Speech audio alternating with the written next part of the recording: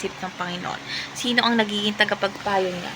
Sino ang nagbigay ng anuman sa Diyos na kailangan niyang bayaran, sapagkat lahat ng bagay ay mula sa Kanya, sa pamamagitan niya at para sa Kanya. Sa Kanya ang kapurihan magpakailanman. Amen.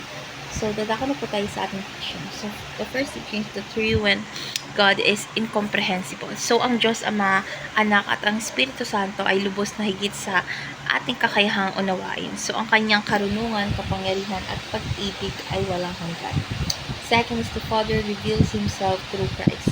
Bagamat hindi natin ganap na mauunawaan ng Ama, pinakilala niya ang kanyang sarili sa pamamagitan ni Kristo. Kung sino si Jesus, siya rin ang larawan ng tunay na Diyos.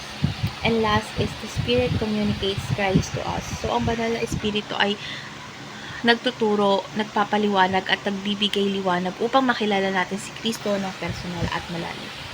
So, ngayon na tayo sa ating application. So, yung first application is resolve to know Christ experientially. So, wag lamang tayong makontento sa kaalaman tungkol kay Kristo.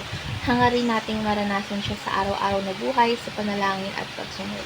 Second is read the Bible, the revelation about Christ. So, ang Biblia ang pangunahing daan upang makilala natin ang husto si Kristo. Sa pagbabasa kasi nito, nakikilala natin ang puso, layunin at gawa ni Jesus Christ. Lastly is rely on the Spirit, the revealer of Christ. So, humingi tayo ng tulong sa banal na Espiritu dahil tuwing tayo ay nagbabasa, nananalangin o naghaharap ng katotohanan, siya ang gabay sa ating pagkilala kay Kristo. So, ngayon dadako na tayo sa ating last part, which is our discussion. And our discussion talks about how does reading the Bible while relying on the Spirit help us know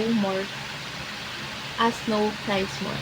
So, yung pagbabasa kasi ng Biblia ay nagbibigay sa atin ng kaalaman tungkol kay Kristo. So, kung sino siya, ano ang ginawa niya, at paano niya tayo tinubos. Ngunit sa tulong ng Espiritu Santo is ang kaalamang ito ay nagiging buhay na karanasan. So, ang banal na Espiritu kasi ang nagsisindi ng apoy sa ating puso upang hindi lang tayo matuto kundi magbago, magmahal at sumunod kay Kristo na nagbuong pananalig. So, let's pray po. Lord God, maraming salamat po sa inyong kadakilaan at kabutihan. Bagamat hindi ka namin lubos na nauunawaan, binigyan mo kami ng pagkakataong makilala ka sa pamamagitan ni Kristo. Turuan mo po kaming mahalin ng iyong salita at magtiwala sa banal na Espiritu habang kami lumalagaw sa pagkilala sa iyo. Huwag mo pong hayaang ang limitasyon ng aming pag-iisip ay maging hadlang sa aming pananampalataya. Sa halip, hayaang itong maging paanyaya sa mga masidhing paglapit sa iyo. Sa pangalan ni Jesus, Amen.